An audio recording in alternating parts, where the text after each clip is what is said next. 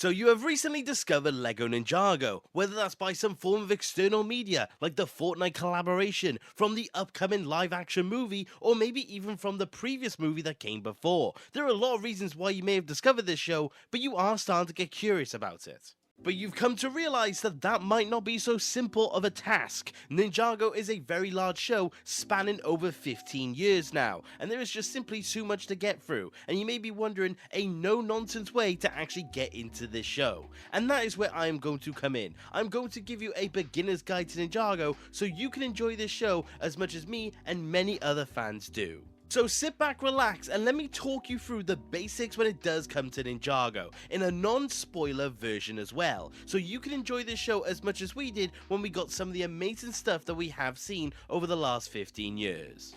LEGO Ninjago is an animated action-adventure series that follows a team of young ninja and their master who protect the world from everyday criminals to world-ending threats. The show takes a lot of concepts that you see in a lot of different shows, but adds its own unique twist to it. We see their own take on martial arts, mythology, humour, fantasy and sci-fi elements. Of course, blending that in with its own distinct LEGO style that has obviously become very renowned for what it truly is, it really does take all of these things and put them together to make something truly unique. The world that I have mentioned that these ninja defend is quite literally the show's name. It is the land of Ninjago, a world that is inspired by many different cultures. You could take many different aspects of the real world and apply it to Ninjago, but again, in similar case like its themes, it does add its own unique spin to it, because we do see the addition of many different things, such as dragons, ancient threats and prophecies, we see futuristic technologies, and we even see mystical dangers and mystical abilities throughout the course of its lifespan.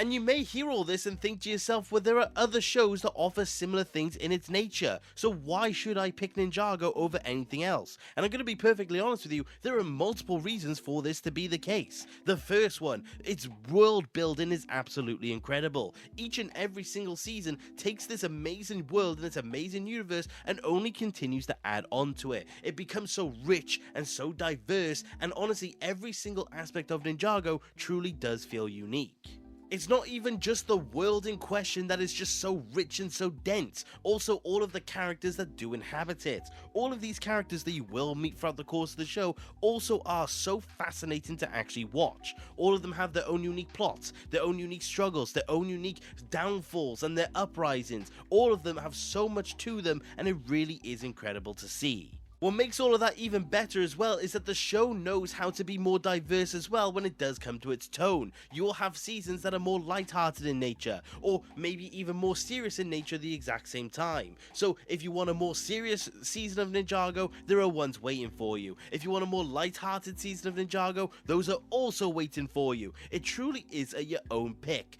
but the show does a brilliant job of handling both sides of that spectrum. And there are lasting impacts from all of these different things. It's not like everything just gets reverted and it's like nothing ever happened. A lot of the plots that you do see out throughout the course of Ninjago do evolve, do have emotional impacts, and have lasting impacts on the world in of itself. It's not a world where the status quo is the one defining aspect. It's a show that truly does evolve on itself and feels different as you go along. But where do all of these lasting effects come from? Well, it's the amazing plot points that we have seen throughout the course of the show, and the amazing twists that also do come along with it. There are many different things in Ninjago that will truly surprise you, things that you may not expect in any regard, and mysteries that are still unsolved to this very day. It is absolutely brilliant in giving mystery and giving food for thought. I cannot doubt it enough that it really does do that. And to an extent, that's reason enough, and you may think that is enough. But one more thing, the iconicness of a lot of these different things, whether it's plot points or whether it's even the characters. There is just an iconicness to so many of these things, so many different lasting effects from certain different plot points or characters that have come across the show's screen. It really is a show that is memorable. There is so much to it, and you won't forget it when you do see it for yourself. But that's the thing, I have mentioned plot already, but I did just mention characters. So let me introduce you to a couple of the main ones. Let me give you a basic rundown on the core of the ninja team. Of course, you will find that there is so much more to these characters, but here is basically what you need to know. Starting off with the main character, you have Lloyd Garmadon, the Green Ninja. He is one of the characters that you will come to know best. He is courageous, he is determined, and he truly has so much layers and so much depth and so much meaning behind the character. There truly is a lot to Lloyd, and you will come to realize that he's a lot more complex than you will truly imagine. You have the Red Ninja Kai. Of course, he very much is a very important character to the show, and he has a lot of progression throughout the course of it. And the thing is that you can truly see that as you do go through. He is impulsive, he is a lot of different things, but at the end of the day, he is passionate, and he is also fiercely loyal to his fellow ninja team. You have Jay the Blue Ninja. He is a very energetic, comedic, and also fairly inventive ninja. He has a lot of different things about him, and he is very anxious in nature. But the thing is that he is also a very kind soul. He's a very caring soul, and again, in similar vein to Kai, he is also very much loyal to his fellow ninja team. You have Zane the White Ninja. He is very calm, he's very calculating, he is very logical, and he is very unique in a lot of different ways. But the thing is that don't let that deceive you. He is by far one of the most human characters you will ever come across when it does come to Ninjago. He truly is something special, and I think a lot of the characters within the show truly know that to be the case. You have Cole the Black Ninja. He is one of the most kind-hearted, one of the most emotional, one of the most deep characters within all of the show. He is very special in a lot of different ways. He is honestly one of the most emotional backbones that you'll ever see throughout the course of the show. He truly knows what he's doing, he has his head on his shoulders, and the team very much do rely on him, and they would be lost without him. He truly does matter a lot, and personally speaking, he's my favorite ninja for a reason. And then you have Nia, and without saying too much about this character, please keep an eye on her, because honestly, the more you go throughout the show, you'll realize that she slowly but surely becomes one of the best characters. She is strong-willed, she's smart, she's resourceful, and she's everything that you do want in a character's plot. Honestly, like I said, keep an eye on her, you will not be disappointed when it does come to Nia. She truly is, again like a lot of other characters, something truly special. And all of these 6 are guided more specifically by Master Wu. He is the teacher, the mentor, and the guide to this team of fellow heroes. He is, in a lot of different ways, one of the most important characters in all of the shows. He guides them in a way that truly couldn't be done by many other people. Again, extremely important, and again, an extremely good character. But that is your main team, that is your core of the characters. There are plenty of other characters that you will come across and you will love them just as much, but the thing is that these are the ones that are the most consistent in a lot of different ways. And honestly, I'm going to be very curious as to which one will become your favourite. But with all of that information now in front of you, you may be thinking one thing, which is, well, it's time to watch the show. And you may be thinking even further, well, how much am I actually in for? Like I said, there is 15 years here, so how much do I truly have to watch? Well, the original show has 15 seasons, and that doesn't even include some little tidbits, such as specials or even the pilots. So you're in for a fair bit of chunk there, and as of the time of filming, you then have the sequel show, which is Dragon's Rising, which currently has 3 seasons. So you're in for a lot of episodes, about 300 to be exact. How would I recommend you watch that? Well, simply put, from start to finish. I think if you're getting into the show, you should go where the show truly began. Obviously, there are ways and there are entry points into the show at later dates, and you could talk about it from that perspective. But I am talking to you as if you are going to go from the pilot onwards. And again, that is truly how I would recommend you do so, because ultimately, each and every single season builds on the world and builds on the story. So for you to have a true understanding on what you're in for, I would recommend going from the start. But where would you go to actually watch this show from the start? Yes! There's not really an ultimate answer to that. It ultimately depends on country, it depends on availability, it depends on a lot of different things. I personally live in the UK, so the thing is that there's not exactly an easy answer, and even then, it's very confusing to state even for the country I live in. So, if you do have an ultimate go-to way when it does come to watching this show, leave it in the comments down below for the newer viewers. Say, for example, you're from America, recommend a way for you to actually watch the show if you you live in that country. Honestly, that is the best way to do it, and let's truly bring the community together to welcome in the new fans. But why stop there for the beginner's guide? Let me give you some more little tidbits for you to truly understand what you are getting into. So let's go through some lore basics again without really touching spoilers. The main thing that you will learn very quickly is of course the concept of spinjitzu. Like I said, it's one of the martial arts that this story does cover, and honestly it's something that is going to be very important throughout the entirety of the show. I mean, the original subheading for this show is Masters of Spinjitzu, so there definitely is a lot of relevance when it does come to it, but keep an eye out for spinjitzu because it is a very interesting aspect of the show. Another big piece of lore that you will find established is the concept of the elements or the elemental powers. It's very basic and very in the background at first, but as you go throughout the course of the show, again you get more additional layers and you get more explanation on what the true nature is. Elemental power is an extremely big aspect of Ninjago. Honestly, you'll figure that one out fairly quickly, and I do think you'll find it fairly interesting to see where the scope truly does lie. To expand on something I covered earlier, another thing, like I said, was the mythology. So be prepared to see things that you wouldn't really expect. There are tons of different species, tons of different inhabitants, and tons of different places that you will not expect when it does come to Ninjago. Again, all of it does get explained away, but be prepared for some really fascinating concepts because you will find the mythology very interesting.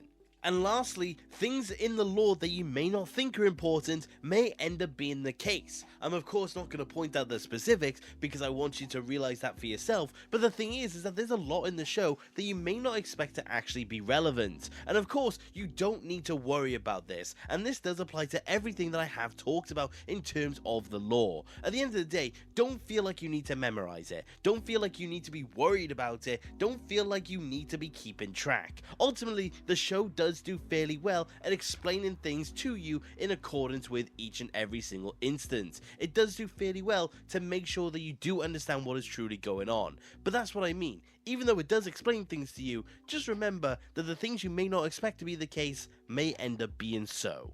But whilst those are things I would recommend that you know when it does come to the in-show lore and the in-show things, at the same time there are a lot of things that you should probably understand when it does come to outside of the show and more of the things that you will see personally. The first thing, for example, is that expect things to change. Ultimately, the main thing I'm talking about here is actually the animation. The animation has gone through many different cycles. There are some seasons that you may think have good animation, there are some seasons that you may think have bad animation, and it's just simply the case of the show is just continuously evolving. Speaking of evolving, like I said, one of the major things is of course the tone. Like I said, the tone does evolve. There are more serious seasons and not so serious seasons, like I said, but at the same time, just expect that evolution to occur. Of course, things are done at the time in accordance with what they want to do at the time. LEGO ultimately will change the tone dependent on what they want to tackle, and I do think that is just something to keep in mind, because you may go from a season that's more serious into a very non-serious season, but just expect that to simply be the case at times. Other things that you probably should just expect to see at times, for example, just shorter seasons or maybe even longer seasons. The thing is that sometimes the episode count will expand or sometimes it'll decrease. You could see seasons as short as 4 episodes or even as long as 30. Of course, another big aspect of that is episode runtime, but that's something as well that we should cover at a later date. But just expect shifts in the dynamics, shifts in the tones, and like I said, just an overall move in nature when it does come to the show, but honestly, it doesn't get in the way of it. And lastly, you will encounter moments that just simply feel like soft reboots. Like I mentioned earlier in the video, there are moments that feel like entry points within the show, and ultimately speaking, that is because that's how they're meant to be served as. But at the same time, is that even though they will feel like soft reboots, remember that the canon will forever remain the same. The canon will always be the case, and the show outright confirms that. So even though there are moments that will feel like a new person could come in, just know that it's still the same Ninjago. But there is one more thing to this guide that I do want to add in, and that is ultimately something that's not technically to do with the show, but is a part of the show regardless, and that is of course the Ninjago community. Now there are a lot of opinions when it does come to the Ninjago community, but the thing is that when you do look at it from afar, it is honestly fine, of course dependent on certain aspects. What fan base doesn't have a negative side to it? That's the thing. But I don't want to give too much acknowledgement to that. I want to acknowledge the fantastic side of the Ninjago community. The place where you see lots of different fan art, a lot of different animations, and a lot of different YouTube videos such as the ones that I create myself. It sounds like a shameless plug, but I truly do not mean it in that sense. The Ninjago community has so many fantastic creators out there, and they truly do need the acknowledgement that they do deserve. Because in a lot of different ways, the creators that you do see across all of the platforms really do have a big impact on the show itself, and just on the community as a whole. And I really just want to give some attention to some of those fantastic faces. Once you have watched the show and you are all up to date, it's a fantastic time then to look into the show's creator side. You can look into all of the amazing content, whether it's about the shows or even the sets. You can look at set reviews or show analysis or show speculation. It truly is a very diverse pot that you could really look into and find your own personal enjoyment. And that's the thing, there are so many different creators out there that are truly something special. You could watch, like I said, something more based around the show, such as Ninjago or Parachuting Kitten or Cheesy 2009, or you could even look into the more set related things such as Duck Bricks, Jang Bricks, or AL123 Productions. There are so many different sides of the creator community that you could truly enjoy for yourself, and honestly that is where so much of the fantastic side of the Ninjago community truly is. And in a lot of ways, that isn't even scratching the surface. My biggest recommendation when it does come to the community is just to truly look into it on your own accord. There are so many different aspects of Ninjago that you could truly find for yourself. The biggest thing that I can suggest is just look. Just have a look around and truly find what you personally enjoy. Because if you do remain on the good side of the Ninjago community, in my opinion, there is no better place to truly be. But above all else, and when it is truly said and done, the Ninjago community and Ninjago as a whole is something for you to just simply have fun with. If you don't like the show, you don't like the show. There is nothing wrong with that whatsoever, but you gave it a try, and I think that is the biggest important thing of all. You found something that you may have found interesting, and if you didn't like it in the end, there's nothing wrong with that. But I do hope this guide did serve as an interesting way to truly look into Ninjago. I do hope I recommended the show and you do get into it, because if the Ninjago community continues to expand, the more greatness can truly come from it. But at the end of the day, it's not for everyone, but I do hope it is for you. But just like that, that is the beginner's guide to Ninjago. And the only thing I am going to say, like I said, in the comment section down below, I am hoping some of the amazing Ninjago fans have gone in there and given recommendations on where to watch in any respective country, but also just further expanding on a guide. Let the comment section serve as a continuation on this very video. And I'm going to be honest, I didn't even cover the spoiler territory like I said. One of the channels that I mentioned earlier, Ninjago for example, just uploaded a video that talks about things in a little more of a spoiler sense. So if you do want to look more further into it and have a spiritual successor to this video, I would certainly recommend his video where he talks further about the show and more specifically the seasons. So shout out to him. But just like that, thank you very much for watching my beginner's guide to Ninjago, and I do hope you did have a good time watching it. And if you did, please consider subscribing. If you end up in the Ninjago community, or if you're already in it, please stick around because I love to talk about this show. And thank you very much to my channel members for supporting me as well. A particular shout out to the Eternal Legend, Grandmaster Sensei 28208 for being an Eternal Legend. Thank you very much, my friend. But like I said, that is about it for today, you guys, and thank you very much for watching. Take care. Okay, bye!